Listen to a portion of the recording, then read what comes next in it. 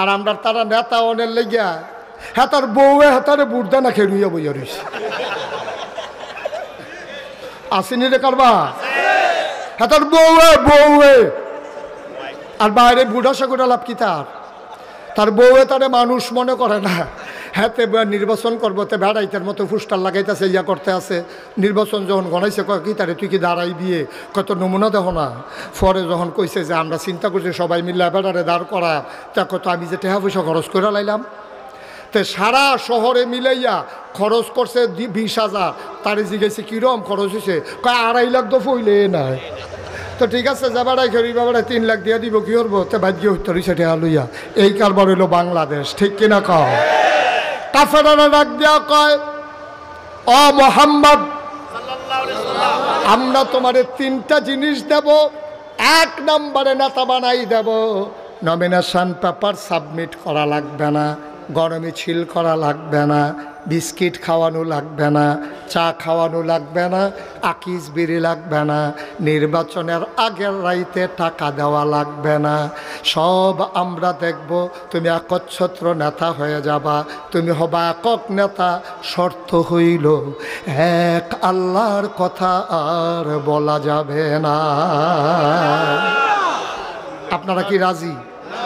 তো নবী আর রাজি হবে কেমনে? নবীজি জিজ্ঞেস করেছে ভাই চাচা কথা না কয়টা কইবেন? কথা তো 3টা, তো গেল কয়টা? বা কথা কয় না গেল কয়টা? 2 নাম্বার টাকা চাও টাকা দেব, কাবার সামনে বস্তায় ভরে টাকা জমা করে রেখে দেব, যত টাকা মন চায় নিয়ে যাবা, কোনো বাধা নাই, কোনো কষ্ট নাই, যত টাকা লাগে নিয়ে যাবা। শর্ত হইল এক আল্লাহর কথা আর বলা যাবে না। দফা কয়টা গেল? কয়টা রইল? কয়টা? 3 নাম্বার সুন্দরী সুরসী কুমারী যুবতী কন্যা চাও, যতজন মন চায় বিয়ে করবা, নাকের ফুল লাগবে না, কানের দুল লাগবে না, গলার মালা হাতের বালা বেনারসি কাথান লাগবে না, ওই মেয়ের বাবারে লুঙ্গি দেওয়া লাগবে না, মেয়ের মা নানি মামি খালাদেরকে বেবাইরা কাপড় দেওয়া লাগবে না, শালাশালিরে হাফ প্যান্ট 3 পিস দেওয়া লাগবে না, যতজন মন চায় বিয়ে করবা। শর্ত হইল এক আল্লাহর কথা আর বলা যাবে না। কয় দফা? কয় দফা? বলা যখন শেষ, নবী বললেন চাচারা কথা কি শেষ? কয় হ কথা শেষ। কয় এবার কি আমার বলার পালা? কয় হ তুমি মতামত দিয়ে দাও। আল্লাহর নবী ডাক দেয়া কয় চাচা যেই 3টা বলেছেন ইচ্ছে করলে আপনারা দিতে পারবেন, কিন্তু আমি যা দিতে পারবেন না, যেই জিনিসগুলো আপনারা দিতে পারবেন না, কয় আমরা দিতে পারি না এমন কোনো জিনিস আছে নাকি? কয় যেই জিনিসগুলো আপনারা দিতে পারবেন না, কয় কি চাও বলো আমরা দিতে পারবো না। কয় যদি ডান হাতে সূর্য দেন, বাম হাতে যদি চন্দ্র দেন, খোদার কসম জানি পারবেন না। ডান হাতে সূর্য দেওয়া যাবে, বাম হাতে চন্দ্র দেওয়া যাবে, এক আল্লাহর পথ থেকে এই গোলামকে চুল পরিমাণ সরানো যাবে না, যাবে না, যাবে না, ঠিক কিনা? নবীও তো আপোষ করলে পারতেন। আমরা তারারে ধর্মপুরে একটা আকিস বিড়ি ধরাই দিলে আটাইয়া কান্দির ফার নেওয়া যায়, ঠিক নি রে? নির্বাচনের আগে রাইতে 500 টাকা দিলে হাতে বাপ বেড়াইয়া বদলাই নাই, ঠিক কিনা কও? কথা যেটা মনে পড়ছে এটা কি কইলে তা যে বাপ বদলাই কেমনে? আমি যদি এখন এখানে এই মাহফিলে একজনটা আব্বা তুল্লা গালি দেই, আপনি কইবেন যে হুজুর আপনার সম্মান করি, আপনি ফিরসাব মানুষ, মরা বাপ লইয়া গালি দিয়ে না সহ্য না কইলাম। অবাক কোন সময় কি কইরালাই কন যাইতো না, ঠিকই তো আছে। আব্বারে নিয়ে গালি দিলে সন্তানের কলজাত যদি না লাগে তাহলে এটা কি সন্তান? আমি আপনার আব্বারে নিয়ে গালি দিলে আপনার কলজাত লাগে, তা আপনি যে জাল বুট দিতেন গিয়া নিজের আব্বার নাম কুদ্দুস কইলেন যে আলমগীর। কেউ আমি বাপ তুল্লা গালি এনা দিছিলাম, আর আপনি যে বাপ বদলাই লইলেন, কুদ্দুচার ফুতে যে কইলেন আলমগীরের ফুত, সেটা কিতা কর? আমরার মহিলা যারা তারা সাইকা কইতাছে ধরছে আর বেড়াইতে বেরিয়ে বালা বেরিয়েতে জামাই বাড়াইয়া বদলাইয়া বুট দিয়া ইয়া পড়ছে না।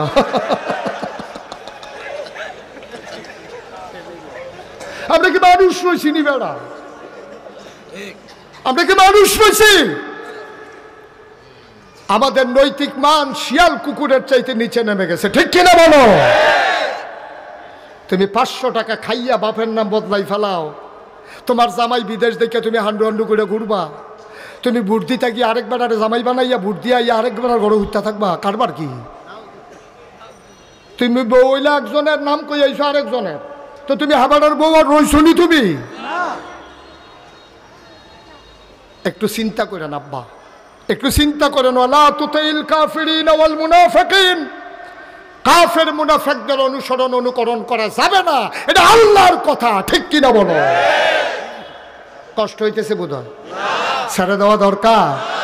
আল্লাহর নবী কোনোভাবেই যখন কাফেরদের সাথে আর পারছিলেন না, আল্লাহ তাবারক ওয়া তাআলা ইশারা দিলেন, নবী গো যে কোনো সময় চলে যাওয়া লাগবে, যে কোনো সময় চলে যাওয়া লাগবে, প্রস্তুত থাকেন। আল্লাহ নবী ডাক দিয়া আবু বকরকে কানে কানে কয়, আবু বকর, ও আবু বকর, চলে নাকি যাওয়া লাগবে, তুমি একটু তৈরি থেকো। আবু বকর কথাটা মনে রেখে দিয়েছে। বাড়িতে গেলেন, 2টা উট কিনলেন বাজার থেকে, কোনো এক ইহুদির বাড়িতে উটগুলো দিলেন লালন পালন করার জন্যে। উটগুলা বড় হয় আর আবু বকর দরজায় পিঠ লাগাইয়া ঘুমায়। নবী বলছেন তৈরি থেকো, আর আবু বকর দরজায় পিঠ লাগিয়ে দাঁড়াই থাকে সারা রাত। আবু বকরের স্ত্রী ডাক দিয়া কয়, আপনি কি মরে যাবেন? আপনি কি পাগল হয়ে গেছেন? এইভাবে দরজায় দাঁড়াইয়া দাঁড়াইয়া ঘুমানো যায়? আপনি বিছানায় আসেন। আবু বকর কয় না, নবী বলছে রেডি থাকার জন্য, তো ডাক দিলে উঠবেন, সমস্যা কি? আবু বকর সিদ্দিক ডাক দেয়া কয়, বিবি গো, আমি যদি বিছানায় যাই আর শক্ত ঘুম দিয়ে ফেলি, আমার নবী যদি একবারের জায়গায় 2বার ডাক দেওয়া লাগে, আমার কলিজায় বানবে না গো বিবি।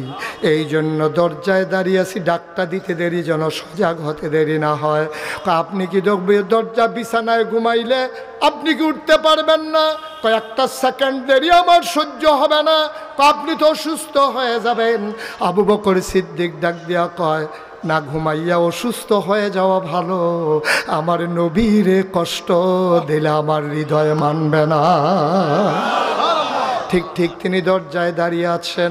আল্লাহ নবী আস্তে করে নক করলেন, আস্তে করে ডাক দিলেন, আবু বকর। নবীজি বল, আবু বকর সিদ্দিক কয়, লাব্বাইক ইয়া রাসূলুল্লাহ। দরজা খুলে দিলেন। নবী চমকে উঠলেন, থমকে দাঁড়ালেন। নবী আশ্চর্যান্বিত হয়ে গেলেন, এ কেমন আজব মানুষ, মাঝরাতে একটা মাত্র ডাক দিলাম, কেমন করে টের পাইলা বুঝলাম না। আবু বকর রে, ও আবু বকর, তুই কি ঘুমাস না? আবু বকর ডাক দিয়া কয়, নবী গো, আপনি বলার পর থেকে এই পিঠ আর বিছানায় লাগে।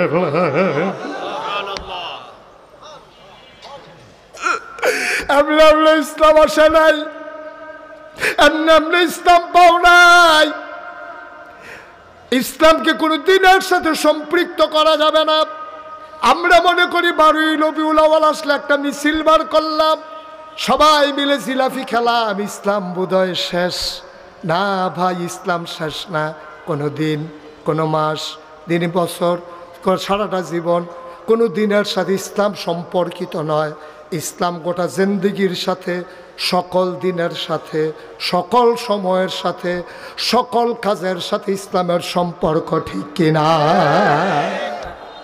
আমরা মনে করি বছরে একবার একটা মিছিল বের করলাম, সবাই মিলে কান্দির পার গেলাম, নবীর জীবনী, নবীর ঈদে মিলাদুন্নবী পালন করে আমরা সবাই এসে আর নামাজের খবর নাই। আর নামাজের খবর নাকি যেই দিন মিছিল করছে সেই দিনও তো নাই। মিছিল করে আশেকে রাসূল জীবন ফানি করে লাইতে আছে।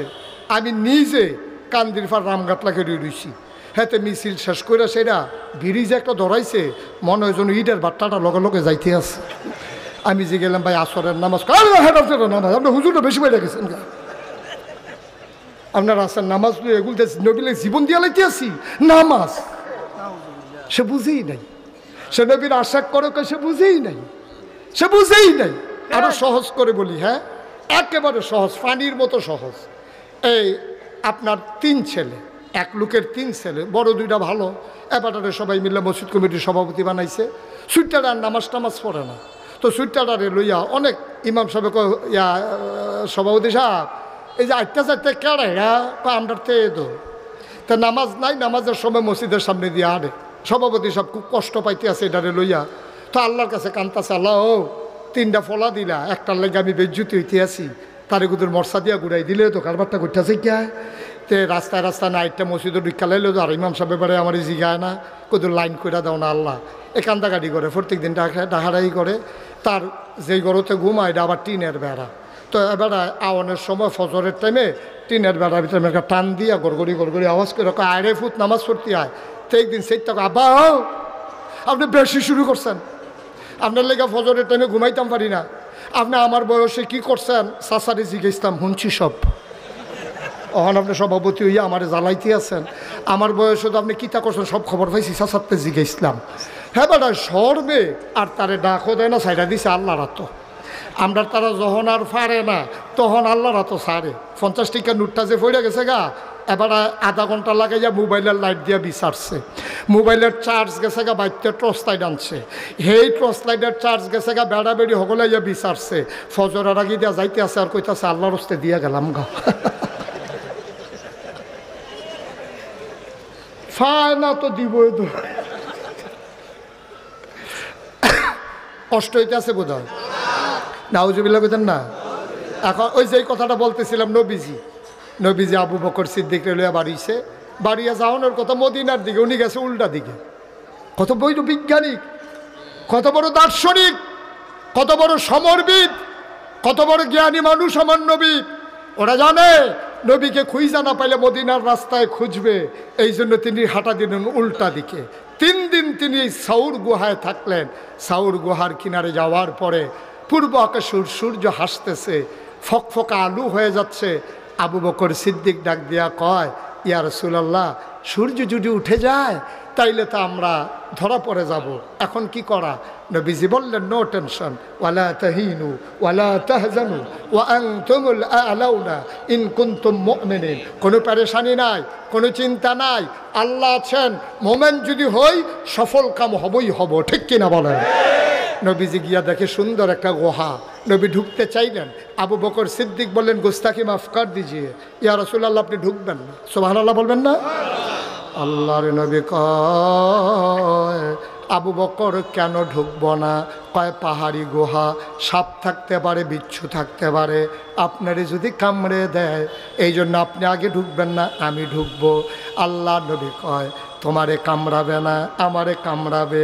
কি মায়া নবীর! আল্লাহ কোরআনে কয়, ফাবিমা রাহমাতিম মিনাল্লাহি লিনতা লাহুম ওয়ালাউ কুনতা ফাজ্জান গালিজাল কলব লানফাদ্দু মিন হাওলিক ফাআফু আনহুম ওয়াস্তাগফির লাহুম ওয়াশাবিরহুম ফিল আমর ফাইজা আযামতা ফাতাওয়াক্কাল আলাল্লাহ ইন্নাল্লাহা ইউহিব্বুল মুতাওয়াক্কিলিন।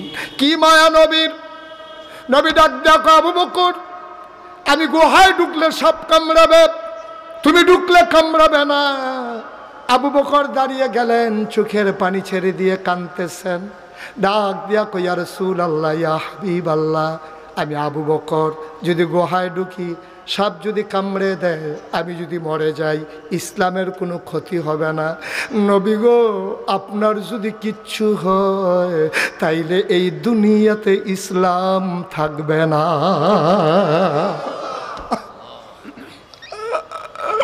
আমি মরে গেলে কোনো সমস্যা নাই, আপনি নাই তো ইসলাম নাই। এই নবী চলে গেলেন মদিনায়। মক্কায় নবীর একটা পাগলা ভক্ত ছিল, আশেকে রাসূল ছিল, তার নাম হইল আব্দুর রহমান ইবনে আউফ। বড় ফ্যাশনেবল মানুষ ছিলেন, অনেক দামি আতর তিনি ব্যবহার করতেন। এত দামি আতর মক্কায় কেউ ব্যবহার করতেন না। একটা পাঞ্জাবি একবারের বেশি তিনি 2 বার গায়ে দিতেন না। এই আব্দুর রহমান ইবনে আউফ তিনি ঘর থেকে বের হলেন। ঘর থেকে বের হয়ে সকালবেলা নবীর ঘরের দরজায় গিয়ে ডাকলেন, আসসালাতু আসসালামু আলাইকা ইয়া রাসূলুল্লাহ। ঘর থেকে একজন কয়, কে ডাকে? নবী তো ঘরে নাই। কয়, নবী গেছে কই? কয়, আমরা বলতে পারবো না কই গেছে। আব্দুর রহমান ইবনে আউফ রাদিয়াল্লাহু তাআলা আনহু তিনি আস্তে করে ঘরে আসলেন, পটলার ভিতরে কিছু টাকা নিলেন, প্রয়োজনীয় কাপড় নিলেন, তিনি বের হয়ে গেলেন। তিনি মনে করলেন, যেই মক্কায় নবী নাই, এই মক্কায় আব্দুর রহমান থাকবে না, থাকলেও আব্দুর রহমান বাঁচবে না। এবার আব্দুর রহমান ইবনে আউফ রাদিয়াল্লাহু তাআলা আনহু যখন পোটলা নিয়ে টাকা নিয়ে বের হয়ে গেলেন, মক্কা থেকে কোনো মুসলমান মদিনায় যেন যেতে না পারে। বাংলাদেশে যেমন বিজিবি আছে, সীমান্ত চৌকি আছে, এমন করে মক্কার কাফেরারা সীমান্ত চৌকি বসালেন। ধরে ফেললেন আব্দুর রহমান ইবনে আউফ রাদিয়াল্লাহু তাআলা আনহুকে। এবার তাকে ধরে নিয়ে আসা হলো তৎকালীন সংসদ, নাম হলো দারুন নাদওয়া। ওই সংসদের ভেতরে ঢোকানো হলো। আবু জেহেল ডাক দেয়া কয়, আব্দুর রহমান তুমি তো বড় সুশ্রী মানুষ, সুন্দর মানুষ, ফ্যাশনেবল মানুষ, অনেক ধনী মানুষ, সম্মানিত মানুষ, তুমি ফাজলামির ভিতরে নাই, কোনো দুর্নীতির ভিতরে তুমি নাই। আব্দুর রহমান কোথায় যাচ্ছিলা? কয় আমি চলে যাব মদিনায়। কয় কেন মদিনায় যাবা? আব্দুর রহমান আর গোপন করেন নাই, ডাক দেয়া কয় যেই মক্কায় নবী নাই, এই মক্কায় আব্দুর রহমান বাঁচবে না। প্রতিদিন সকালে একবার, বিকালে একবার নবীকে না দেখলেও স্থির হয়ে যায়। ভাই আমারে ছেড়ে দাও, আমার খেজুরের বাগানগুলো তোমরা নিয়ে নাও, আমার পানির কূপ নিয়ে নাও, বাড়ি নাও, ঘর নাও, আমার ব্যবসা নাও, আমাকে ছেড়ে দাও। বললে যাবেন ভালো কথা, পাঞ্জাবিটা কোন জায়গার টাকা দিয়ে কেনা? কয়টা তো মক্কার টাকা দিয়ে কেনা, মক্কার পাঞ্জাবি গায়ে দিয়ে তো মদিনায় যাওয়া যাবে না। আব্দুর রহমান টান দিয়া পাঞ্জাবিটা খুলে ফেলে দিলেন। কয় যে আপনার খুঁটের ভিতরে কি দেখা যায়? কয় সামান্য কিছু টাকা আছে। কয় মক্কার টাকা নিয়ে মদিনায় যাওয়া যাবে না। তিনি টাকাগুলো দিয়ে দিলেন। এবার তিনি বুঝলেন তারা হয়তো এবার লুঙ্গির ব্যাপারে কথা বলবে। তিনি বড় লাজুক মানুষ ছিলেন, ভদ্র মানুষ ছিলেন। তিনি মাথা নিচু করে আস্তে থেকে বের হয়ে গেলেন। রাত যখন শেষ হয়ে যায়, পাখিগুলো যখন আপন নিরে ঘুমিয়ে পড়েছে, বেওয়ারিশ কুকুরগুলো নিরাপদ আশ্রয়ে, ছোট্ট শিশুরা মায়ের বুকে মুখ রেখে ঘুমায়, প্রিয়তম স্বামী প্রিয়তমা স্ত্রীকে নিয়ে ঘুমিয়ে পড়েছে। রাত জাগা পাখিগুলো মাঝে মাঝে ডেকে উঠে, দূর প্রান্তে কোথাও বা শিয়াল ডাকে। আব্দুর রহমান ইবনে আউফ তিনি আস্তে করে ঘুম থেকে উঠলেন। ঘুমোতে তো পারেন নাই, তিনি বিছানা ছেড়ে দিলেন, খালি গা, পরনে শুধুমাত্র লুঙ্গি, কোনো টাকা পয়সা নিলেন না। তিনি সীমান্ত চৌকি ফাঁকি দিয়ে তিনি লুকিয়ে লুকিয়ে মদিনার রাস্তায় ধরলেন। দিনের বেলা লুকাই থাকে গুহায়, রাতের বেলা পথ হাঁটে ওই চাঁদ দেখে দেখে। দিন যায় রাত যায়, আব্দুর রহমান মদিনার সীমান্তে চলে গেলেন। মদিনার পাশাপাশি যাওয়ার পরে একটা যখন সকাল হয়ে যাবে, তিনি ফজরের আজান শুনবেন। ফজর হয়ে গেল, এমন সময় আব্দুর রহমান এখনো বুঝে নাই তিনি যে মদিনায় চলে এসেছেন। তিনি লুকালেন একটা খেজুর বাগানে। খেজুর বাগানে লুকানোর পরে শুনতে পাইলেন কে যেন ডেকে ডেকে কয়, আসসালাতু খায়রুম মিনান নাওম। কে যেন ডেকে ডেকে কয়, হাইয়া আলাস সালাহ। কে যেন ডেকে কয়, আসসালাতু খায়রুম মিনান নাওম। তিনি লাফ দিয়ে উঠে গেলেন। চোখের ভিতরে ঝিলিক দেখা দিল। তিনি দিলেন দৌড়। দৌড়ে দৌড়ে দেখে আধো আলো আধো অন্ধকার। তিনি গিয়া অজু করলেন, মসজিদের পেছনে দাঁড়ালেন। কেউ তারে চিনে না, তিনিও কাউরে চিনেন না। মুসলমান নবীর একটা অভ্যাস ছিল, নামাজ পড়ে তিনি ঘুরে বসতেন সাহাবাদের দিকে। এবার তিনি ঘুরে বসলেন। তিনি সবাইকে জিজ্ঞেস করলেন, কেমন আছো তোমরা? সবাই বলে, ইয়া রাসূলুল্লাহ ভালো আছি।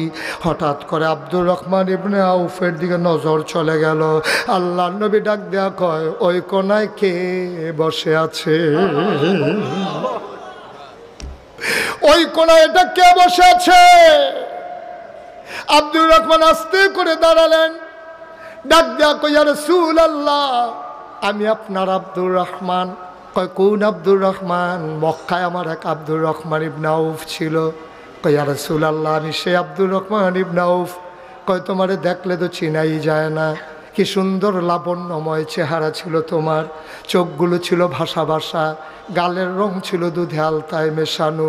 আব্দুর রহমানকে চুলগুলো ছিল তোর কেমন হালকা হালকা কোকড়ানো, দাড়িগুলো ছিল কি সুন্দর প্রলম্বিত, এ তোর কেমন নমুনা হয়ে গেছে, চোখগুলো গর্তে চলে গেছে, গালের হাড্ডি ভেসে গেছে। আব্দুর রহমান রে, তোর চুলগুলো উস্কো খুস্কো, দাড়িগুলো এলোমেলো, তোর গায়ের পাজরের হাড্ডিগুলো দেখা যায়, কে তোরে এমন বানাইলো? আব্দুর রহমান ডাক দেয়া কই, ইয়া রাসূলুল্লাহ, আমার ইসলাম এমন বানাই দিছে।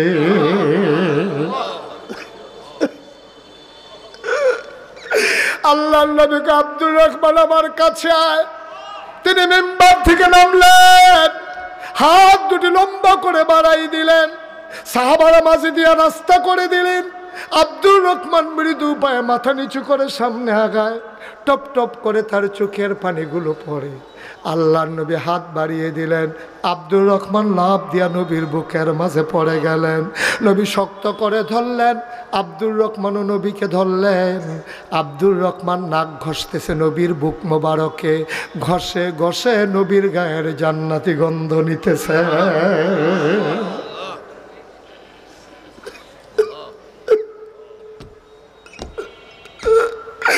আব্দুর রহমান কই, ইয়া রাসূলুল্লাহ, একদিন না দেখলে আমি পাগল হয়ে যেতাম, আজকে কতদিন হয় নবী গো, আপনার একটা নজর দেখি না, আপনাকে একটা পলক দেখি না।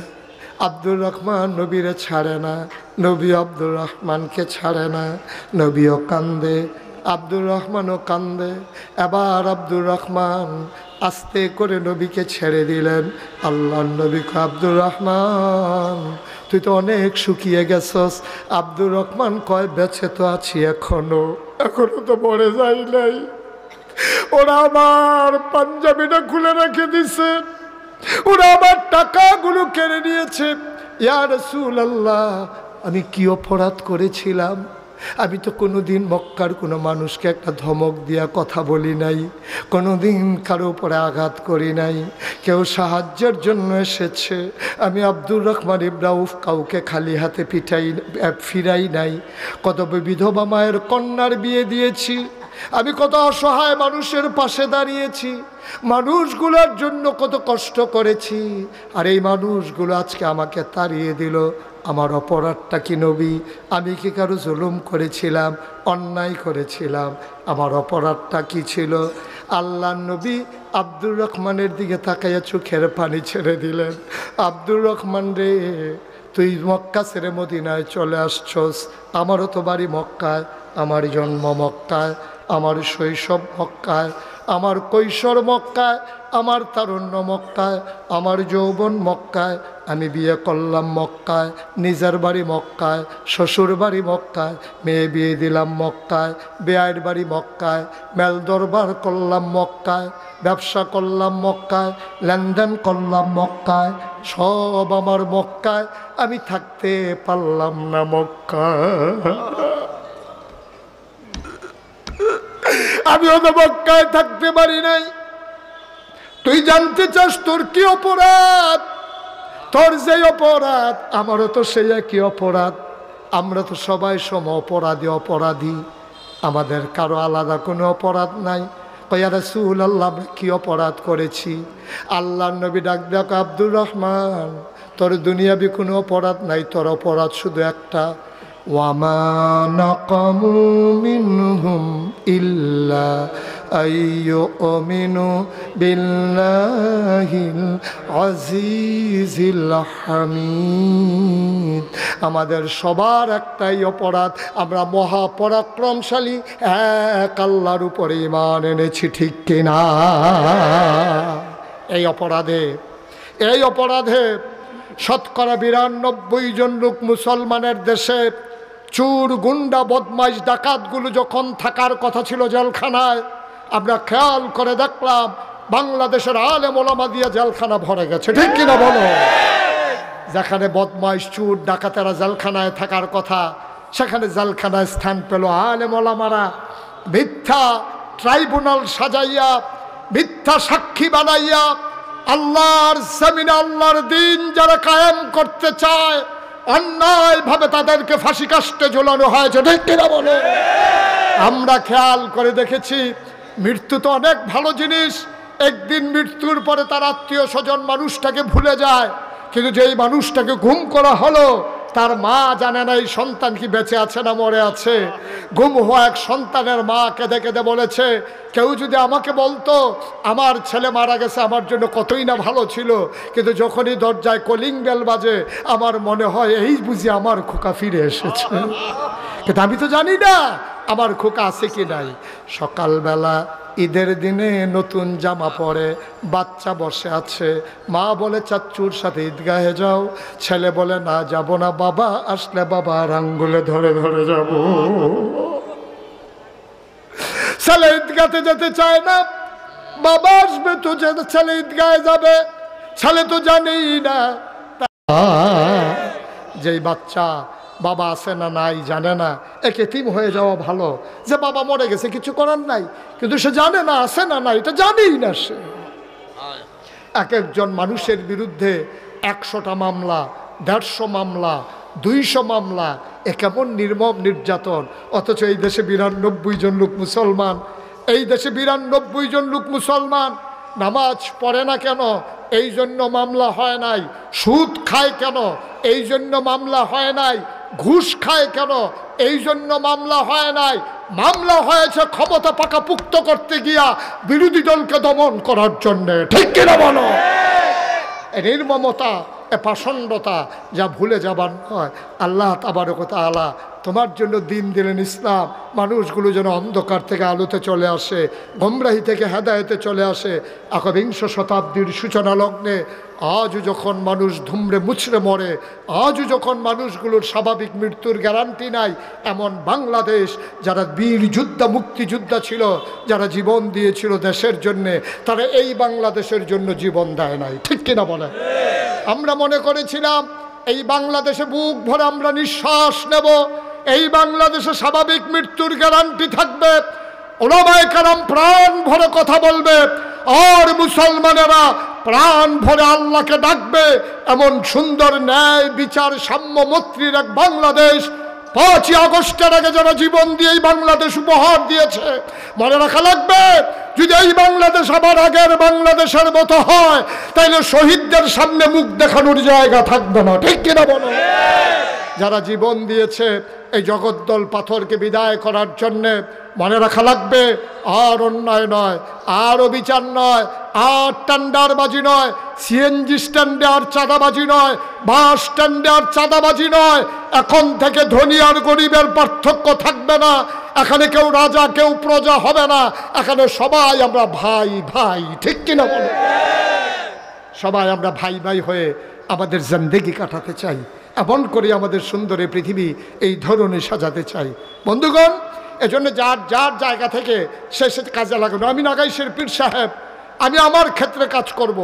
আমাদের বেলাল চিশতি ভাই, তিনি একটা মসজিদের খতিব, এই কথাগুলো বুঝিয়ে বুঝিয়ে মসজিদের মুসল্লিদেরকে তিনি ওইভাবে কাজে লাগাবেন।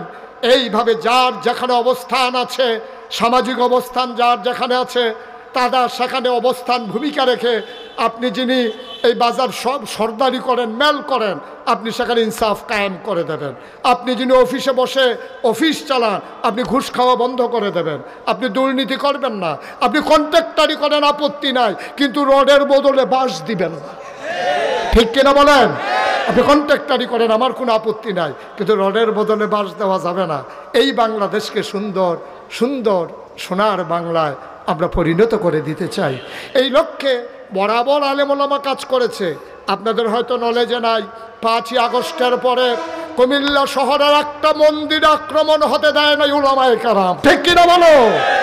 আমরা ডিসি সাহেবের সাথে বৈঠক করেছি, আমরা এসপি সাহেবের সাথে কথা বলেছি, সদরের টিউনুর সাথে, ওসির সাথে আমরা কথা বলেছি। আমরা তাদেরকে এনশিওর করেছি যে কুমিল্লা শহর আলেমের শহর, মাদ্রাসার শহর, এই শহর নিয়ে আপনাদের টেনশন দরকার নাই। কোনো একটা মন্দিরে একটা ফুলের টোকাও পড়বে না। আমরা মন্দিরগুলো ভিজিট করেছি, আমরা মন্দিরে মন্দিরে পুরোহিতদেরকে আমরা এনশিওর করেছি আপনারা আমাদের ভাই, আপনাদের উপরে কেউ আঘাত করবে না। মোবাইল নাম্বার দিয়ে এসেছি, রাতের 3টা হোক ফোন দেবেন, মেয়ে হো না। মুশতাক ফয়েজি আছে আপনাদের সাথে, শুধু আমি না, এমন করে প্রতিটা আলেম ওলামা, মসজিদের খতিব, মাদ্রাসার মোহতামিম, মাদ্রাসার প্রিন্সিপাল সবাই মিলে যৌথ প্রচেষ্টার মাধ্যমে আমরা কুমিল্লাকে একটা নিরিবিলি শহরে পরিণত করেছি। ইনশাআল্লাহ যতদিন আমরা বেঁচে থাকবো কুমিল্লাকে সাম্য মৈত্রীর এক দৃষ্টান্ত হিসাবে রাখতে চাই, ঠিক কিনা বলেন? কুমিল্লা পথিকৃত হবে, কুমিল্লা এগিয়ে ছিল, এগিয়েই থাকবে। কুমিল্লাকে পিছিয়ে দেওয়ার কারো সুযোগ নাই। কুমিল্লা নামের সাথে কারো না কারো অ্যালার্জি থাকতে পারে, ঠিক কিনা বলো? কিন্তু মনে রাখবো আমরা কুমিল্লার মানুষ, আমরা সব ঝড় ঝাপটা সব কিছু পেছনে ফেলেই এগিয়ে যেতে জানি, এগিয়েছিলাম, এগিয়ে আছি, এগিয়েই থাকবো আমরা ইনশাআল্লাহ। বন্ধুগণ, আপনারা জানেন যে আমার নামের সাথে আমার বাসা কিন্তু আপনাদের পাশে, আমি কিন্তু আপনাদের প্রতিবেশী। অশোকতলায় আমার বাসা।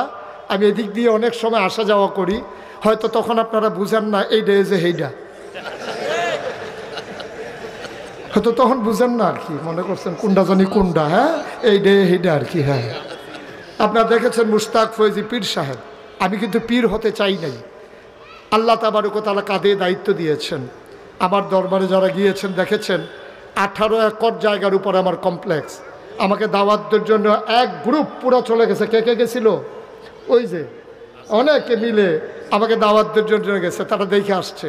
আমার দরবারে 10টা প্রতিষ্ঠান, একটা খানকা, একটা দাখিল মাদ্রাসা, একটা নুরানি মাদ্রাসা, একটা হাফিজিয়া মাদ্রাসা, একটা ধাতব্য চিকিৎসালয়, একটা গণপাঠাগার, একটা গবেষণাগার, একটা ছাত্রাবাস, একটা ইয়াতিমখানা, একটা মসজিদ। সোশ্যাল মিডিয়ায় আপনারা দেখেছেন যে আমার একটা দৃষ্টিনন্দন স্থাপত্য শৈলী মণ্ডিত মুসলিম বিশ্বের এক অনন্য নিদর্শন আমার একটা মসজিদের কাজ আমি ধরেছি। এই মসজিদ কিন্তু যেমন তেমন মসজিদ না, এটা নিচতলায় হাসপাতাল, দোতলায় 3তলায় মসজিদ। পৃথিবীতে কেউ এই পরিকল্পনায় মসজিদ করে নাই। আমার পরিকল্পনা হলো নিচতলায় অসুস্থ মানুষ চিকিৎসা নেবে শরীরের, আর দোতলায় 3তলায় চিকিৎসা নেবে মনের। সুবহানাল্লাহ বলবেন না? শুধু মসজিদ করার লোক অনেক আছে, কিন্তু হাসপাতাল, ফ্রি হাসপাতাল বাংলাদেশে খুব কম। আমার দুঃখী মানুষেরা চিকিৎসার অভাবে আজকে মারা যাচ্ছে। আমি অজপাড়া গায়ের মানুষ, আমি গ্রামের মানুষ, আপনাদেরও প্রতিবেশী। আমি সেই হাসপাতাল এবং মসজিদ বিনির্মাণে যে প্রাক্কলিত ব্যয় ধরেছি, ওটার ব্যয় হচ্ছে 30 কোটি টাকা। যখন 30 কোটি টাকার এই বাচ্চাদের মসজিদের কাজ ধরা হয়েছে, তখন আমি নিয়ত করেছিলাম আমি মুশতাক ফয়েজি 33 বছর মুশতাক এই বাংলাদেশে মাহফিল করি। প্রতি বছর সারা বছরই আমার মাহফিল থাকে এই বাংলাদেশের বাইরে দেশে। তা আমি নিয়ত করেছি যে 30 কোটি টাকার মসজিদ করব। এই মসজিদ বিনির্মাণে আমি মুশতাক ফয়েজি 1 বছর মাহফিল করে যত টাকা হাদিয়া পাই, পুরা 1 বছরের হাদিয়া আমার মসজিদ আমি দিয়ে দেবো ইনশাআল্লাহ। আমি 25 লক্ষ টাকা দিয়া তারপরে মসজিদের কাজ ধরেছি। 25 লক্ষ টাকা দিয়া আজকে পর্যন্ত মসজিদে খরচ হয়েছে 4 কোটি 19 লক্ষ টাকা। গত কয়েকদিন আগে আমার মাহফিল ছিল ঢাকা গুলশান জিলপাড়ে। আমি যখন মসজিদের কথা বলেছি, সবাই মিলে সামান্য সামান্য কিছু কিছু শরিক হয়েছে, গুনে এনে দেখি 1,38,000 টাকা হয়ে গেছে। মারহাবা বলবেন না? সবাই মিলে চেষ্টা করলে দাঁড় করিয়ে ফেলা অতি সহজ। 30 কোটি টাকা কোনো টাকা না, হয়ে যাচ্ছে ইনশাআল্লাহ। কত ভিক্ষা করা মহিলার, কত রিক্সাওয়ালা শ্রমিক জনতা, কতভাবে কত টাকা এখানে হাজির হয়ে গেছে। আল্লাহ যেন কবুল করে, সবাই পড়ে আমিন। আপনারা আমার প্রতিবেশী, আমার নিজের জেলা কুমিল্লার মানুষ, আপনারা এখানে যারা আছেন, আমার এই দৃষ্টিনন্দন মসজিদ বিনির্মাণে অসহায় মানুষের পাশে দাঁড়ানোর জন্যে, চিকিৎসা সেবাকে উন্নত করার জন্যে, চিকিৎসাকে আরও এক ধাপ এগিয়ে নিয়ে যাওয়ার জন্য আমি যে পদক্ষেপ নিয়েছি, আমি বিশ্বাস করি আপনারা আমার সাথে আগেও ছিলেন, এই যাত্রায় আপনারা আমার সাথে থাকবেন ইনশাআল্লাহ। আমি সবার কাছে, বাংলাদেশে একমাত্র পীর সাহেব মুশতাক ফয়েজি যে কোনোদিন মুরিদের কাছে হাত পাইতে টাকা নেয় নাই, কোনোদিন একটা টাকা মুরিদ থেকে নেই নাই। পারলে চেষ্টা করেছি মুরিদকে দেওয়ার জন্যে। আমি করোনার সময় মানুষের ঘরে ঘরে সাহায্য পৌঁছে দিয়েছি। এই যে কয়েকদিন আগে বন্যা গেল, আমি পরিবার থেকে 15 দিন বিচ্ছিন্ন ছিলাম। আমি পানিতে হেঁটে হেঁটে ঘুরে ঘুরে মানুষের কাছে সাহায্য নিয়ে গেছি। ওরা আমাকে দেখে বলতেছে, হুজুর আপনার মতো মানুষ পানিতে নেমে গেছেন, আমাদেরকে দেখতে আসছেন। আমি বললাম, সারা জীবন তো আপনারা আমার মোবাইলে দেখেন, আমারও দেখা দরকার আপনারা কেমন আছেন। আমি দেখার জন্য পানিতে ভেঙে ভেঙে এলাকার মানুষ আমার সাক্ষী। আমার এই মসজিদটার জন্য আমি সবার কাছে আবদার করলাম, আপনি প্রয়োজনে 2টা টাকা দেন, আপনি প্রয়োজনে 5টা টাকা দেন, আপনি 10টা টাকা দেন, আল্লাহ বরকত দেবে ইনশাআল্লাহ। আল্লাহর নবী বলেছেন, মান বানা লিল্লাহি মসজিদান বানাল্লাহু লাহু বাইতান ফিল জান্নাহ, যে দুনিয়াতে মসজিদ বানাবে আল্লাহ নাকি জান্নাতে তার জন্য ঘর বানাবে। আমি মসজিদের ছাদে উঠে উঠে আকাশের দিকে তাকাইয়া কাঁদি, আল্লাহর কাছে দরখাস্ত দেই, মাওলা ও রব্বে কারীম, এই মসজিদে যারা শরীক হবে তুমি তাদেরকে জান্নাতে ঘর বানাই দিও। যেহেতু এখন এশার নামাজ হবে, এশার পর পর ইনশাআল্লাহ আমাদের দাওয়াতি মেহমান যারা আছেন, অনেকেই আছেন, ইনশাআল্লাহ আলোচনা করবেন, সবাই মিলে আমরা কথা শুনবো। আমার বিরুদ্ধে এই এক অভিযোগ যে মুশতাক ফৈজু হুজুর ওয়াজ করে গেলে মাহফিল নাকি ভাঙিয়া যায়। এখন আমারই কি করবে, কই হুজুর রাইতের 12টার সময় আপনি আইবেন, মানে সব ঘুমের তো উঠটাই আমার ওয়াজ শুনবো, আর আমার আর ঘুম লাগতো না। মানে মাইরালা মাইরালা ওনার একটা বুদ্ধি আর কি। আবার এই এলাকার যারা যুবক আছো তোমরা একটু দাঁড়াও, এই যারা পারেন এই 1000, 2000, 5000, 100, 200 একজন লোকও খালি যাওয়া যাবে না, 2টা টাকা হলেও দেবেন। এটা আমার আবদার, এটা আমার আবদার, আমার প্রাণের আবদার। আল্লাহ কবুল করবে ইনশাআল্লাহ। মসজিদে দেবেন, আমাকে না, আমাকে দেওয়ার দরকার নাই। যারা এখানে যুব নেতা আছেন তারা এই মাহফিলের যে এই কি নাম না, হ্যাঁ আর আমার ফুল দিল কেনা